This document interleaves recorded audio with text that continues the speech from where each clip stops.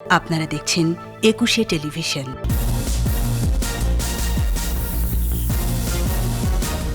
হিমালয় সীমান্তে স্থিতাবস্থা ফেরাতে চীন ভারত একমত, মস্কোতে দ্বিপক্ষীয় বৈঠকে সমঝোতা। মসজিদ ট্র্যাজেডিতে দগ্ধ 5 জনের অবস্থা এখনো আশঙ্কাজনক, প্রিয়জনের সুস্থতার অপেক্ষায় স্বজনরা। নিষিদ্ধ পীর হানহা আফ্রিকান মাগুর বিক্রির দায়ে 5 জনের কারাদণ্ড, পেঁয়াজের দরে লাগাম, স্বস্তি ফিরছে বাজারে। এবং স্বাভাবিক অবস্থায় ফিরেছে ব্যাংকিং সেবা, শাখাগুলোতে ভিড়, স্বাস্থ্যবিধি মেনে লেনদেন।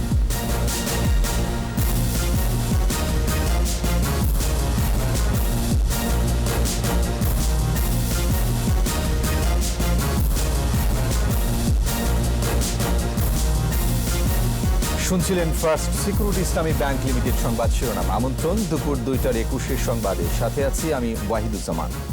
দর্শক, একুশে টেলিভিশনের সংবাদ একই সাথে সরাসরি দেখতে পাবেন আমাদের ফেসবুক পেজ www.facebook.com/2124 অনলাইনে। এছাড়াও সংবাদ আরও থাকছে। 50 বছরে বন্য প্রাণী কমেছে 2/3, সচেতন না হলে ঝুঁকিতে পড়বে মানুষের অস্তিত্ব।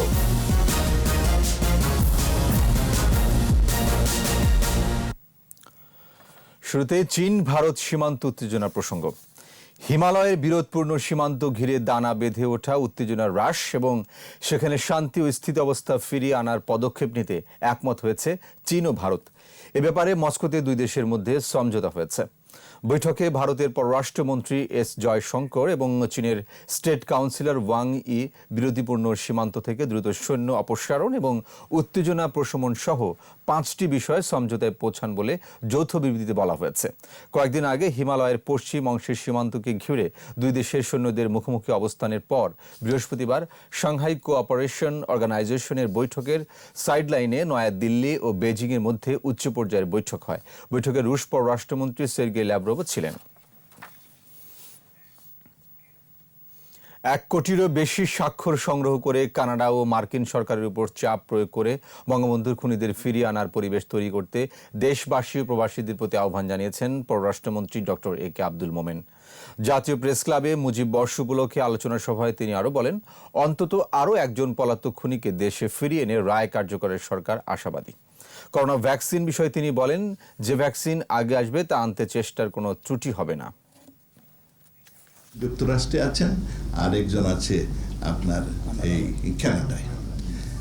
আমরা মাননীয় প্রধানমন্ত্রীও বিভিন্নভাবে আমাদের চেষ্টা করছেন এবং আমরা আশাবাদী যে আরেকজনকে আমরা এই মুজিব বর্ষে আপনার আনতে পারবো বলে আমাদের বিশ্বাস।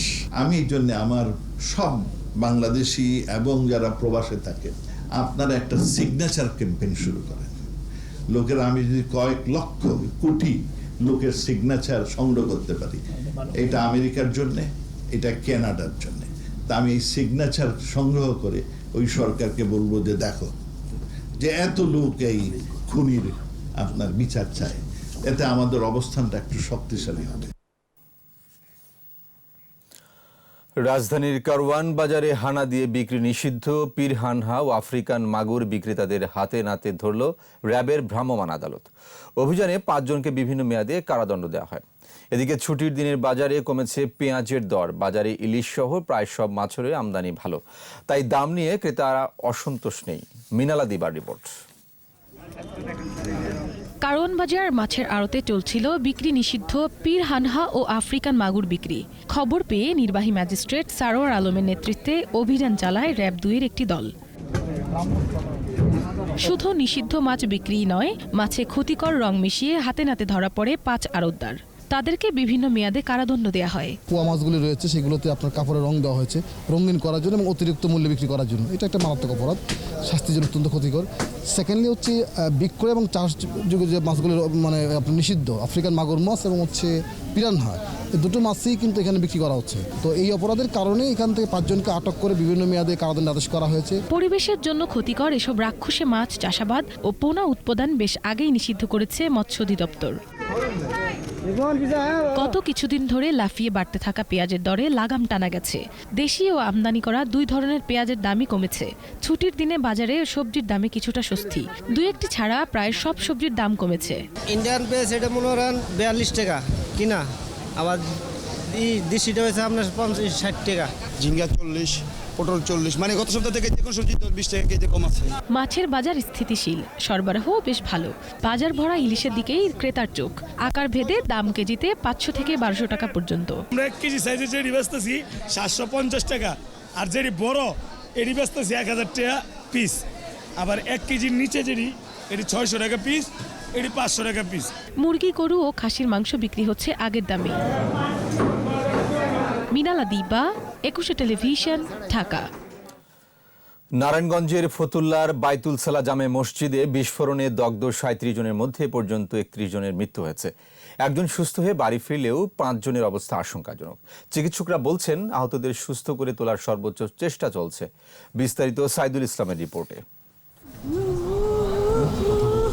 নারায়ণগঞ্জের ফতুল্লার বাইতুস সালা জামে মসজিদে অগ্নিকাণ্ডে দগ্ধরা এখনও বার্ন ইনস্টিটিউটের আইসিইউতে, বাইরে স্বজনদের অপেক্ষা। বার্ন ইনস্টিটিউটের করিডোরে থামছে না কান্নার রোল। 2 সন্তানের বাবার জন্য অপেক্ষায় নারীর, প্রিয় স্বামীর সুস্থতার জন্য প্রার্থনা।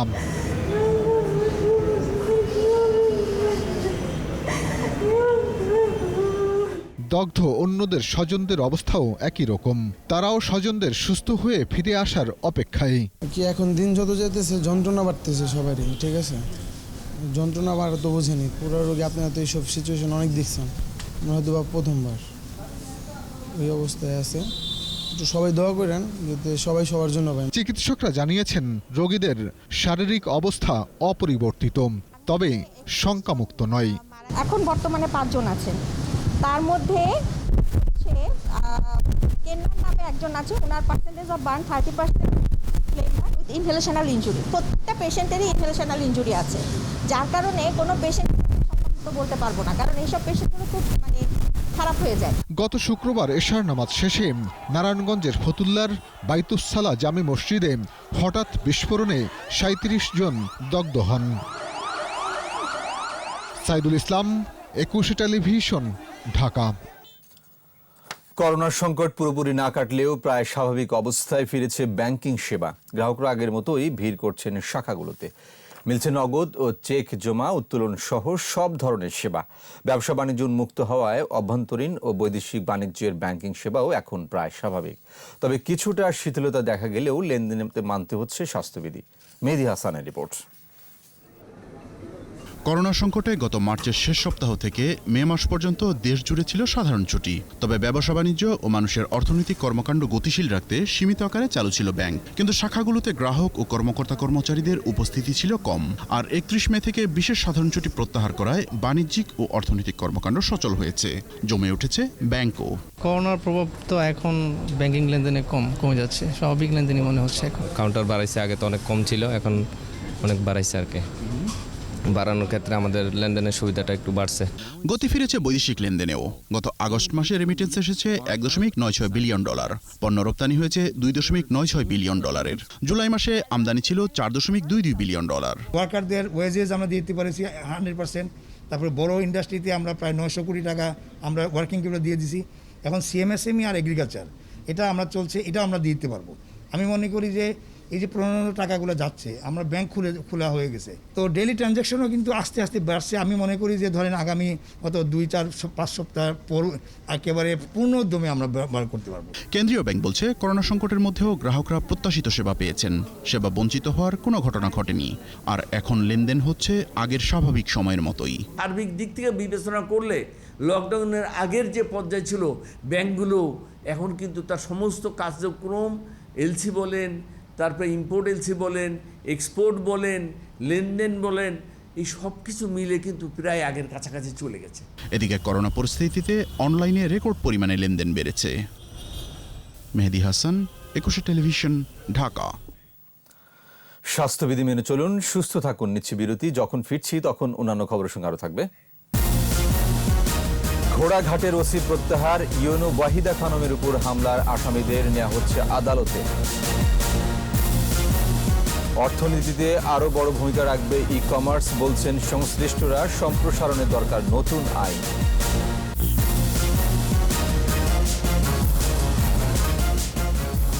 আবার আমন্ত্রণ দুপুর 2টার 21 সংবাদে। গণতন্ত্র পুনরুদ্ধারের সব পথ সরকার বন্ধ করে দিয়েছে অভিযোগ করে সরকারের অপকর্ম তুলে ধরতেই উপনির্বাচনে অংশ নিচ্ছে বিএনপি, বলেছেন দলের সিনিয়র যুগ্ম মহাসচিব রুহুল কবির রিজভী। দুপুর পর্যন্ত নয়াপল্টন কেন্দ্রীয় কার্যালয় থেকে ঢাকা মহানগরের 5 এবং 18 এবং সিরাজগঞ্জ 1 ও নওগাঁ 6 আসনে মোট 24 জন মনোনয়ন প্রত্যাশী ফর্ম সংগ্রহ করেছেন। জমা দিয়েছেন 10 জন। শনিবার বিকেলে দলীয় মনোনয়ন বোর্ডের সভায় চূড়ান্ত প্রার্থীর নাম ঘোষণা করা হবে। এই নির্বাচন সুষ্ঠুভাবে পরিচালনা করে সরকারকে জনপ্রিয়তা যাচাই করার আহ্বান জানান রুহুল কবির রিজভী। ভয়ঙ্কর রকম একটা দুঃশাসনের মধ্যে আমাদের কাটাতে হয়েছে। এই দুঃশাসনকে মোকাবিলা করে যারা রাস্তায় থেকেছেন, যারা দলীয় কর্মসূচি সফল করেছেন, এগুলো বিবেচনা করা হবে। তো এই সামগ্রিক বিবেচনা করেই দলের যে মনোনয়ন বোর্ড একটি আসনে একজনকে চূড়ান্ত প্রার্থী হিসেবে ঘোষণা করবেন। দিনাজপুরের ঘোড়াঘাট উপজেলা নির্বাহী কর্মকর্তা ওয়াহিদা খানম ও তার বাবার উপর হামলার ঘটনায় ঘোড়াঘাট থানার ওসি আমিরুল ইসলামকে প্রত্যাহার করা হয়েছে। তাকে দিনাজপুর পুলিশ লাইন্সে সংযুক্ত করা হচ্ছে। বিষয়টি নিশ্চিত করেছেন দিনাজপুরের পুলিশ সুপার আনোয়ার হোসেন। উপজেলা নির্বাহী কর্মকর্তার উপর হামলায় আইন শৃঙ্খলা পরিস্থিতি রক্ষায় ব্যর্থতা এবং ওই রাতে পুলিশের টহল নিয়ে প্রশ্ন ওঠে ওসি আমিরুল ইসলামের বিরুদ্ধে।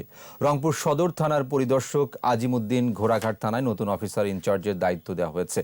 এদিকে আদালতের মাধ্যমে রিমান্ডে পাওয়া 2 আসামি নবিরুল ইসলাম ও সান্টু কুমারকে দুপুরের পর আদালতে তোলা হবে।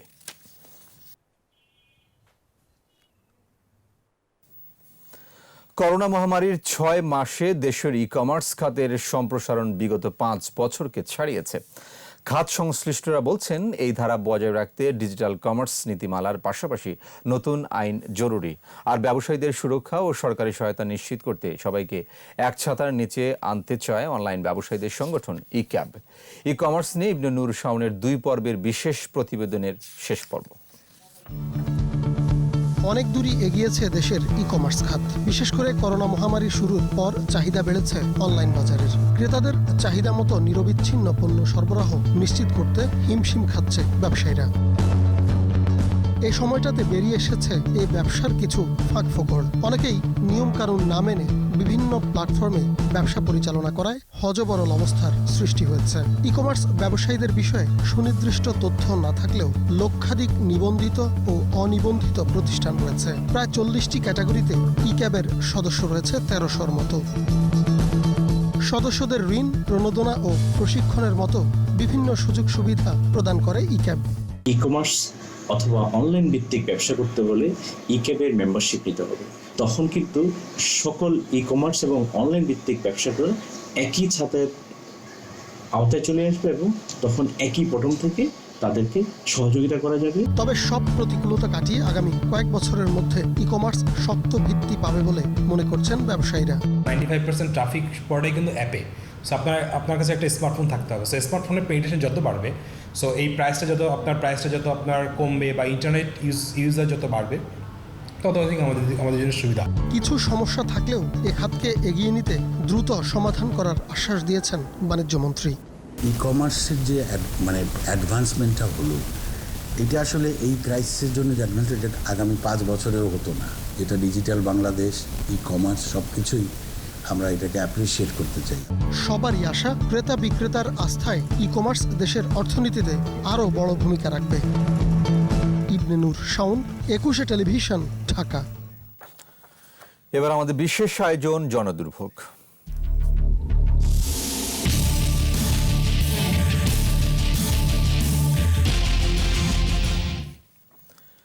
বিল দিয়েও গ্যাস পাচ্ছেন না মানিকগঞ্জের মানুষ। ক্ষুব্ধ জনগণের পক্ষে পৌরসভা তাই মামলা ঠুকেছে তিতাসের বিরুদ্ধে। গ্যাস না মিললে অবিলম্বে টাকা ফেরত চেয়েছেন জনগণ। মোস্তাফিজুর রহমানের ক্যামেরায় বিস্তারিত জানাচ্ছেন অখিল পোদ্দার। মাস শেষে ঠিকই বিল গুনতে হয়, শুধু গ্যাসের দেখা নেই। অবৈধ লাইন যাদের আছে তাদের কোনো সমস্যা নেই, অসুবিধাই শুধু নিয়মিত গ্রাহকেরা। 1-2 দিন কিংবা 3-4 মাস নয়, গ্যাসের সমস্যা মানিকগঞ্জে চলছে বছরের পর বছর। মাটি চুলায়ও রান্না করব, আবার গ্যাসও রান্না করব, এটা কোন ধরনের কথা? কিন্তু আপনারা তো টাকা ঠিকই নেন। 7 বছর ধরে আমরা গ্যাসের বিল দিয়ে এসেছি, এই 15,000 টাকা করে, 25 টাকা কম 1,000 টাকা, তাহলে আমাকে টাকা গুনে আমাকে ব্যাগ দিক। আর যদি গ্যাস না থাকে এই লাইন টাইন সমস্ত কিছু উঠে নিয়ে যাবেন। লোক যদি মরে যায় তাহলে এর দায়ী থাকবো কি? এই যে আমি প্রেশার রোগে আমি ঘাইমে অস্থির হয়ে গেছি। গ্যাসের দাবিতে বিক্ষোভ মিছিল করেছি, স্মারকলিপি দিয়েছি, মানববন্ধন করেছি, ঝাড়ু মিছিল করেছি, কিন্তু আমরাই পাই না। আমরা এমনও বলেছি যে আমাদের 24 ঘন্টা লাগবে না, আমাদের সকালে, দুপুরে, রাত্রে 3 বেলা 2 ঘন্টা করে 6 ঘন্টা গ্যাস দেওয়ার জন্য। পৌরসভার প্রত্যেক বাড়িতেই আছে রান্নার সব ধরনের চুলা। করোনাকালে জীবনযাপনে অতিরিক্ত ব্যয় বাড়ায় নাজুক অবস্থায় মানিকগঞ্জের মানুষ। বাচ্চারা বায়না করে এটা সেটা বানিয়ে দাও, তাই আমাদের সিলিন্ডার রাখছি বিকল্প হিসেবে। লাইনের গ্যাসের টাকাও দিতে হচ্ছে, আবার সিলিন্ডারও কিনতে হচ্ছে। বিভিন্ন এজেন্ট, বিভিন্ন কোম্পানি চড়া দামে গ্যাসের মূল্য বৃদ্ধি করেছে। জনগণের চাপে এবার তিতাসের বিরুদ্ধে মামলা করেছেন খোদ পৌর মেয়র। গ্যাসের বিল দিচ্ছি, আমি ইলেকট্রিসিটি বিল দিচ্ছি, সিলিন্ডারে আমি বিল দিচ্ছি, তাহলে এই বিলগুলি দিতে যেয়ে পৌরসভার যে ট্যাক্সগুলি দেওয়ার সেগুলো মানুষে দিতে পারে না। তখন মানিকগঞ্জের জজ কোর্টে আমি একটা রিট করেছি। লাকড়ি আর কেরোসিনের আগুনে গেল 7 বছর ধরে জ্বলছে মানিকগঞ্জের মানুষ। কারণ প্রত্যেক বাড়িতেই আছে হয় এলপি গ্যাস, নয়তো মাটির চুলা, ইন্ডাকশন চুলার পাশাপাশি আরও নানাবিধ ব্যবস্থা। আর তিতাসের গ্যাসের বিল গুনছেন শুধুই ফাও ফাও। প্রিয় দর্শক, আপনার চারপাশে নানা সমস্যা আর ভোগান্তি চিত্র তুলে ধরবে 21শে টেলিভিশন। এসব তথ্য জানাতে ফোন করুন। 21শে টেলিভিশনে পৌঁছে যাব আমি অখিল পোদ্দার আর 21শে টেলিভিশনের ক্যামেরা। আপনাদের দুর্ভোগ দুর্দশায় সবসময় পাশে আছে 21শে টেলিভিশন। দর্শক, স্বাস্থ্যবিধি মেনে চলুন, সুস্থ থাকুন। নিচ্ছি আরেকটা বিরতি। যখন ফিরছি তখন অন্যান্য খবরের সঙ্গে আরও থাকবে। এবার ভারতেও বন্ধ হলো অক্সফোর্ডের ভ্যাকসিনের ট্রায়াল। বিশ্বজুড়ে করোনায় মৃত 9,21,000 ছাড়িয়েছে। মৌসুমের শুরুতেই প্লান পিএসজি ফ্রেঞ্চ লিগ 1-এ লেন্সের কাছে 1-0 গোলে হার। আর এরই সাথে শেষ করছি দুপুর 2টার 21শে সংবাদ। যাবার আগে ফার্স্ট সিকিউরিটি ইসলামী ব্যাংক লিমিটেড সংবাদ শিরোনামগুলো আরও একবার। হিমালয় সীমান্তে স্থিতি অবস্থা ফেরাতে চীন ভারত একমত। মস্কোতে ত্রিপক্ষীয় বৈঠকে সমঝোতা। মসজিদ ট্র্যাজেডিতে দগ্ধ 5 জনের অবস্থা এখনো আশঙ্কাজনক। প্রিয়জনের সুস্থতার অপেক্ষায় স্বজনরা। নিষিদ্ধ পিরহান আফ্রিকান মাগুর বিক্রির দায়ে 5 জনের কারাদণ্ড। পেঁয়াজের দরে লাগাম। স্বস্তি ফিরেছে বাজারে। স্বাভাবিক অবস্থায় ফিরেছে ব্যাংকিং সেবা। শাখাগুলোতে ভিড়। স্বাস্থ্যবিধি মেনে লেনদেন।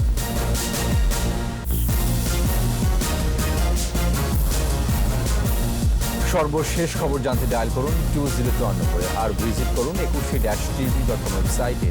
এছাড়া ফেসবুকে ভিজিট করতে পারেন facebook.com/2124 অনলাইন। 6টায় আমাদের চট্টগ্রাম সংবাদ দেখার আমন্ত্রণ রইল। স্বাস্থ্যবিধি মেনে চলুন, সুস্থ থাকুন।